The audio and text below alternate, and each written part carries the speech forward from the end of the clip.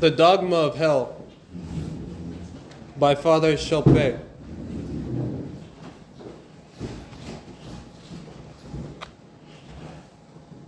Chapter 4.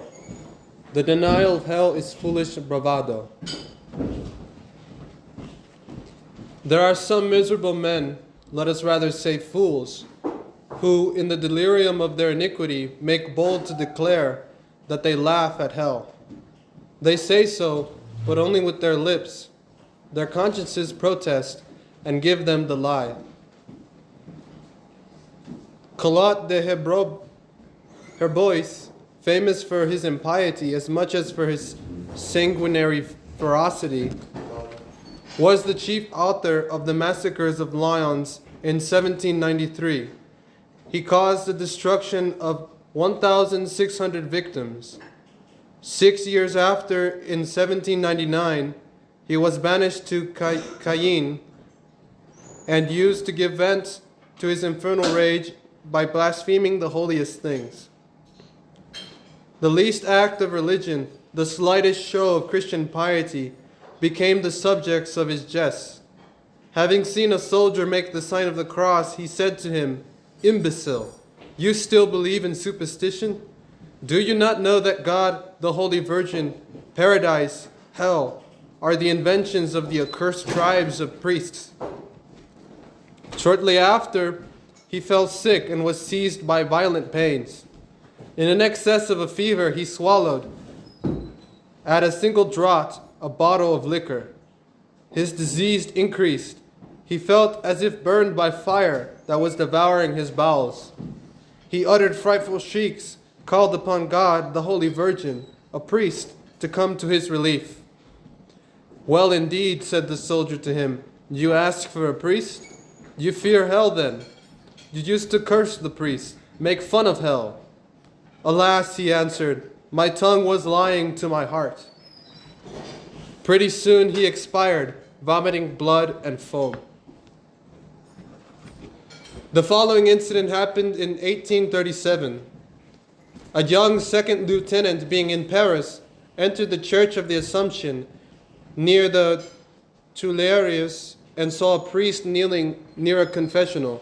As he made religion the habitual subject of his jokes, he wished to go to confession to while away the time and went into the confessional. "Monseigneur l'Abbé," he would say, "would you be good enough to hear my confession?" "Willingly, my son. Confess unrestrained. But I must first say that I am a rather unique kind of sinner." "No matter. The sacrament of penance has been instituted for all sinners." "But I am not very much of a believer in religious matters." "You believe more than you think?" "Believe? I am a regular scoffer." The confessor saw with whom he had to deal, and that there was some mystification. He replied, smiling, "You are a regular scoffer? Are you then making fun of me too?"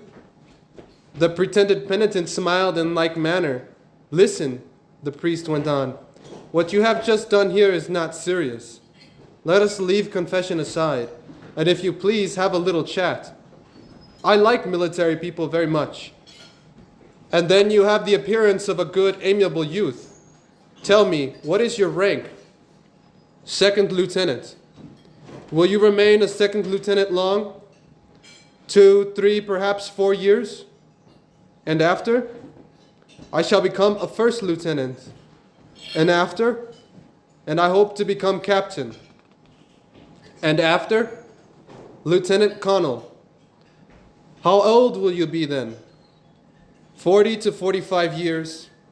"And after that?" "I shall become a brigadier general." "And after? If I rise higher, I shall be a general of a division." "And after?" "After? There is nothing more except the marshal's baton, and my pretensions do not reach so high." "Well and good. But do you not intend to get married?" "Yes, when I shall be a superior officer." "Well, there, you are married, a superior officer, a general, perhaps even a French marshal, who knows? And after? After? Upon my word, I do not know what will be after. See how strange it is, said the abbé. Then in a tone of voice that grew more sober, you know all that shall happen up to that point, and you do not know what will be after. Well, I know, and I am going to tell you. After you shall die, be judged, and if you continue to live as you do, you shall be damned. You shall go and burn in hell. That is what will be after. As the second lieutenant, dispirited at this conclusion, seemed anxious to steal away, the abbé said, "One moment, sir. You are a man of honor. So am I. Agree that you have offended me and owe me an apology. It will be simple. For 8 days before retiring to rest, you will say, 'One day I shall die, but I laugh at the idea. After my death I shall be judged, but I laugh at the idea. After my judgment I shall be damned, but I laugh at the idea. I shall burn forever in hell, but I laugh at the idea.' That is all. But you are going to give your word of honor not to neglect it, eh?" More and more wearied, and wishing at any price to extricate himself from this blunder, the second lieutenant made the promise. In the evening, his word being given, he began to carry out his promise. "I shall die," he said. "I shall be judged." He had not the courage to add, "I laugh at the idea." The week had not passed before he returned to the Church of the Assumption, made his confession seriously, and came out of the confessional his face bathed with tears and with joy in his heart. A young person who had become an unbeliever in consequence of his dissipation kept incessantly shooting sarcasm at religion and making jests of its most awful truths. "Juliette," someone said to her one day, "this will end badly. God will be tired of your blasphemies, and you shall be punished." "Bah," she answered insolently, "it gives me very little trouble. Who has returned from the other world to relate what passes there?" Less than 8 days after, she was found in her room, given no signs of life, and already cold. As there was no doubt that she was dead, she was put in a coffin and buried. The following day, the gravedigger, digging a new grave beside that of the unhappy Juliet, heard some noise. It seemed to him that there was a knocking in the adjoining coffin. At once, he put his ear to the ground, and in fact heard a smothered voice crying out, "Help! Help!" The authorities were summoned. By their orders, the grave was opened. The coffin was taken up and unnailed. The shroud was removed. There was no further doubt. Juliet had been buried alive. Her hair, her shroud were in disorder, and her face was streaming with blood. While they were releasing her and feeling her heart to be assured that it was still beating, she heaved a sigh, like a person for a long time deprived of air. Then she opened her eyes, made an effort to lift herself up, and said, "My God, I thank thee." Afterwards, when she had got her senses well back, and by the aid of some food recovered her strength, she added, "When I regained consciousness in the grave and recognized the fruitful reality of my burial, when after having uttered shrieks, I endeavored to break my coffin and struck my forehead against the boards, I saw that all was useless. Death appeared to me with all its horrors. It was less the bodily than the eternal death that frightened me. I saw I was going to be damned. My God, I had but too well deserved it. Then I prayed, I shouted for help. I lost consciousness again until I awoke above ground. Oh, the goodness of my God," she said, again shedding tears. "I had despised the truths of faith. Thou hast punished me, but in thy mercy I am converted and repentant."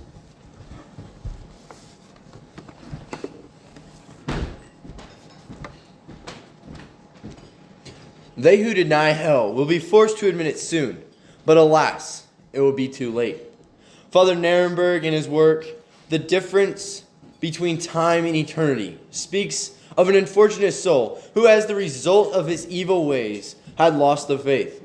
His virtuous wife exhorted him to return to God and reminded him of hell, but he would answer obstinately, "There is no hell." One day his wife found him dead, in strange circumstance. He held in his hand a mysterious paper in which a large characters was traced this terrifying avowal: "I know now that there is a hell." Chapter 5. The Awakening of the Ungodly Soul in Hell. Unhappy sinners, who are lulled to rest by the illusions of the world, and who live as if there were no hell, will be suddenly stripped of their illusions by the most frightful of catastrophes. From the midst of their pleasures, they shall fall into the pit of torments. The disaster of the Cafe Chivoto supplies an image of the catastrophe still more terrible, which awaits them sooner or later. The Chivoto was a theatrical cafe at Smyrna, built upon piles in the sea. The extremely stout stacks that kept the house above the waves, water and time eaten, had lost their solid contents.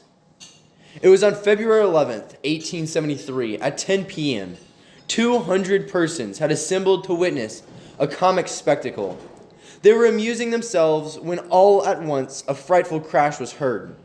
At the same moment, everything gave way and was turned topsy-turvy. The house with the theater and spectators were pitched forward and swallowed up by the sea. What an awful surprise for those amusement amateurs, but a more tragic surprise awaits the worldling. A day will come when from the center of this pleasures he shall all of a sudden behold himself cast headlong into a sea of sulfur and fire. On the night of March 31st, April 1st, 1973, a stately, magnificent steamship, the Atlantic, found 1873, a stately and magnificent steamship, the Atlantic, foundered on the Canadian banks near Halifax. The number on board, passengers and crew, reached 750, of whom 700 were lost in this shipwreck. Most of them were wrapped in sleep when the vessel, striking some rocks, sank almost instantaneously. Swallowed up by the sea in the middle of their repose, they awoke in the terrible accident which had happened. Frightful awakening, but more frightful by far will be the awakening of the atheist when he shall see himself suddenly engulfed in hell. On December 28th, 1879, there occurred the Tay Bridge accident. The train from London to Edinburgh crossed the Tay near Dundee over an iron bridge half a league long. A dreadful storm which had swelled the waves and broken the bridge during the day ended by sweeping away several arches, despite the iron crossbars and piers. These arches, when falling, left an empty space, which was not perceived in the darkness.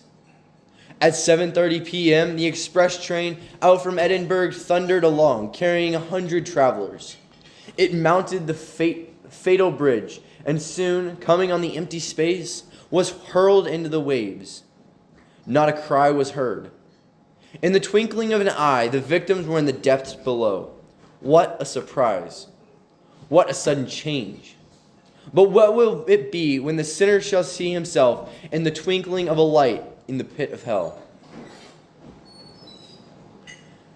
Chapter 6. Truth of Hell. This is how the Son of God speaks to us of hell. Woe to the world because of scandals, for it must needs be that scandals come.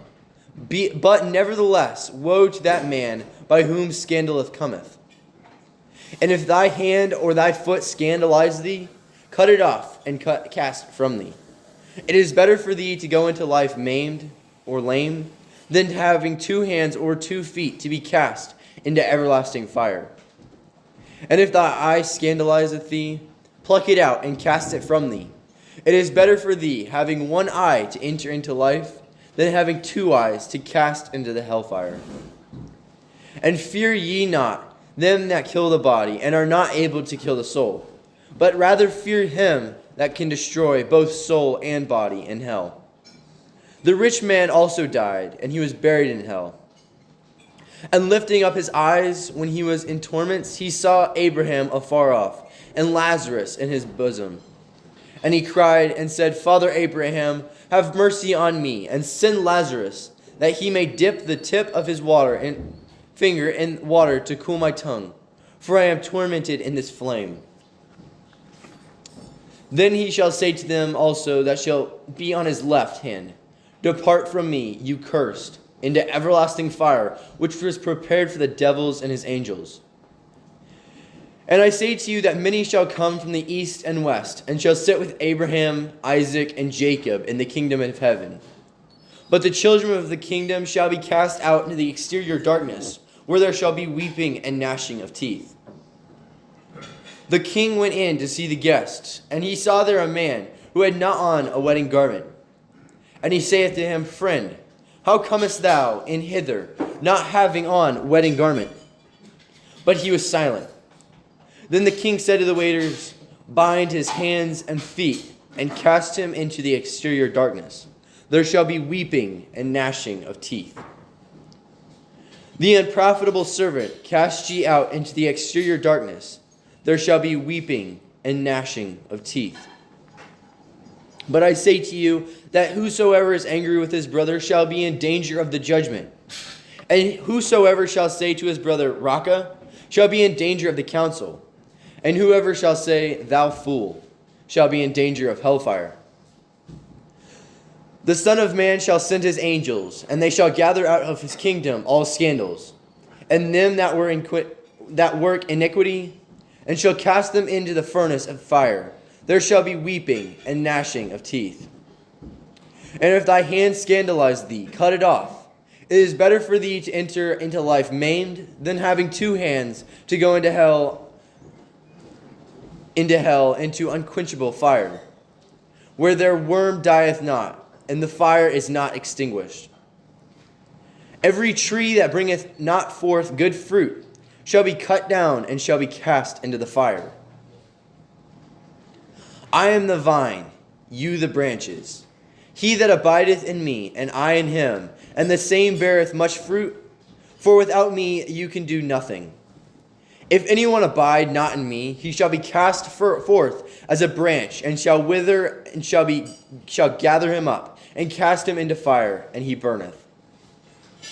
But Jesus turned them, said, Daughters of Jerusalem, weep not over me, but weep for yourselves and for your children. For behold, the days shall come, wherein they will say, Blessed are the barren, and the wombs that have not borne, and the paps that have not given suck. Then shall they begin to say to the mountains, Fall upon us, and to the hills cover us. For if in the green wood they do these things, what shall be done in the dry? That is to say, what will sinners be? Destined, like the dry wood, to be burned? For now the axe is laid to the root of the trees. Every tree, therefore, that doth not yield good fruit shall be cut down and cast into the fire. I indeed baptize you in water unto penance, but he that shall come after me is mightier than I, whose shoes I am not worthy to bear. He shall baptize you in the Holy Ghost and fire, whose fan is in his hands, and he will thoroughly cleanse his floor and gather his wheat into the barn. But the chaff he will burn with unquenchable fire. And the beast was taken, and with him the false prophets, who wrought signs before him, wherewith he seduced them, who received the character of the beast, and who adored his image. These 2 are cast alive into the pool of fire, burning with brimstone, where they were tormented day and night, forever and ever. And whosoever was not found written in the book of life was cast into the pool of fire. To doubt about hell is to doubt about the infallible word of God. It is to give ear to the speech of libertines, rather than to the infallible teachings of the church. The church teaches that there is a hell. A libertine tells you that there is not. And should you prefer to believe a libertine? An honorable Roman, Aemilius Scaurus, was accused by a certain Verus, a man without word or honor. Being obliged to prove his innocence, Scaurus addressed the people in this short speech. Romans, you know Varus, and you know me.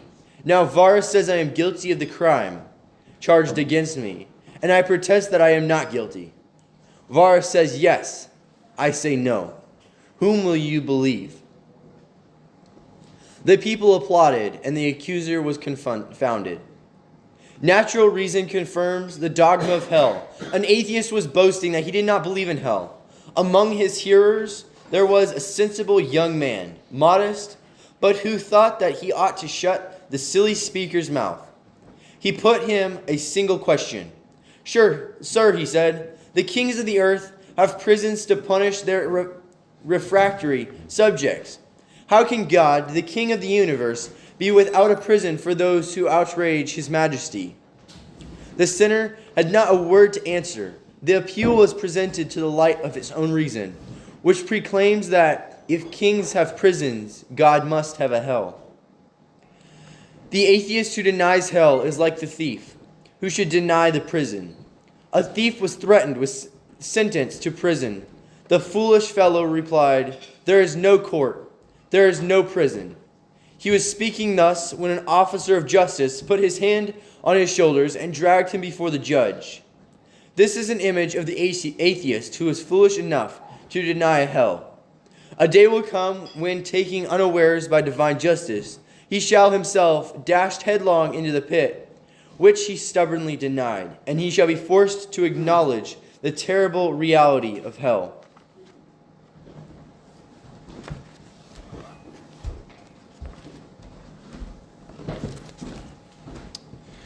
The atheist who denies hell is like the African ostrich.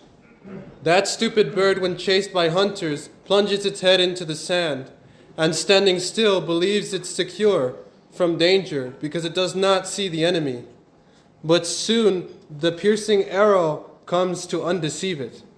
Thus absorbed, sunk in earthly things, the sinner is persuaded that he has nothing to fear from hell, until the day when death strikes him and shows him, by a sad experience, how deceived he has been. The truth of hell is so clearly revealed that heresy has never denied it. Protestants who have demolished almost all dogmas have not dared to touch this dogma. This fact suggested to a Catholic lady this witty answer, anxiously importuned by two Protestant ministers to pass over into the camp of the Reformation. She replied, "Gentlemen, you have indeed achieved a fine reformation. You have suppressed fasting, confession, purgatory. Unfortunately, you have kept hell. Put hell away, and I shall be one of you." Yes, Messrs. Freethinkers, remove hell, and then ask us to be yours. But know that, and I do not believe it, is not sufficient to do away with it. Is it not the most inconceivable folly to rely on a perhaps at the risk of falling into hell? Two atheists went one day into an anchorite's cell. At the sight of his instruments of penance, they asked him why he was leading so mortified a life. "To deserve paradise," he replied. "Good Father," they said, smiling, "you would be nicely caught if there is nothing after death."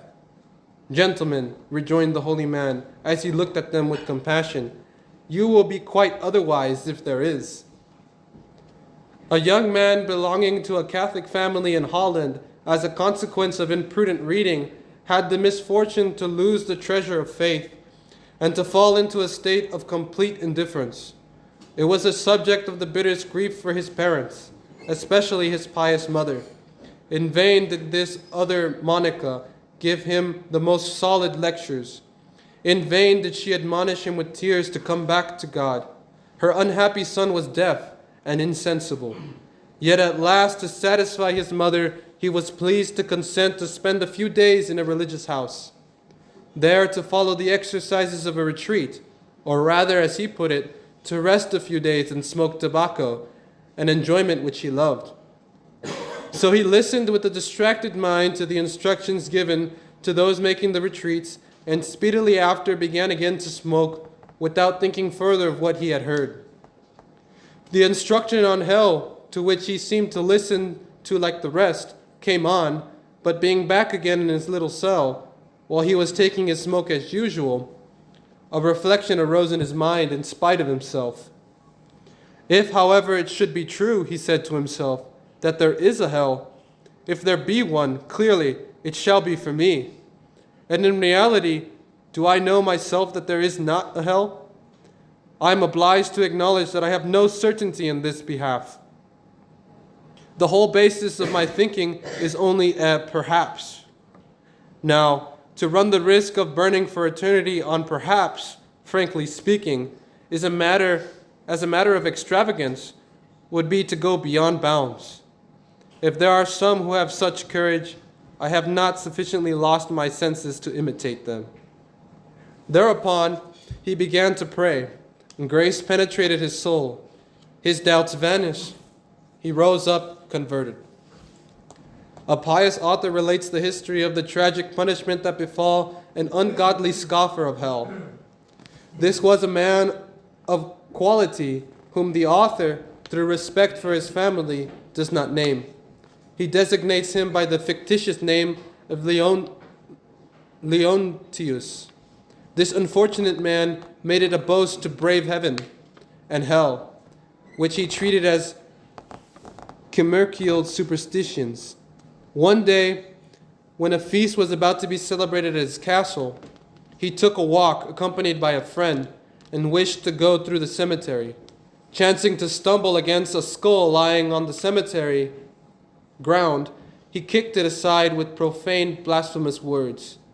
"Out of my way," he said, "rotten bones, worthless remains of what is no more." His companion, who did not share in his sentiments, ventured to say to him that he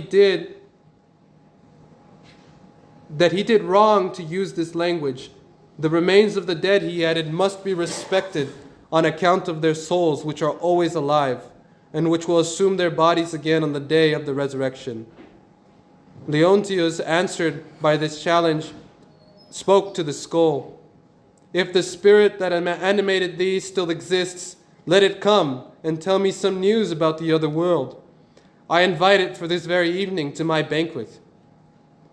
Evening came. He was at table with numerous friends, and telling his adventure of the cemetery, while repeating his profanations, when all at once a great noise was made, and at almost the same time a horrible ghost appeared in the dining room and spread fright among the guests. Leontius especially, losing all his audacity, was pale, trembling, out of his wits. He wanted to flee. The scepter did not give him time, but sprang upon him with the swiftness of lightning and smashed his head to pieces against the wainscot. A day will come when the pride of the ungodly shall be dashed down, and their heads broken by the judge of the living and the dead. The Lord shall judge among nations. He shall fill ruins.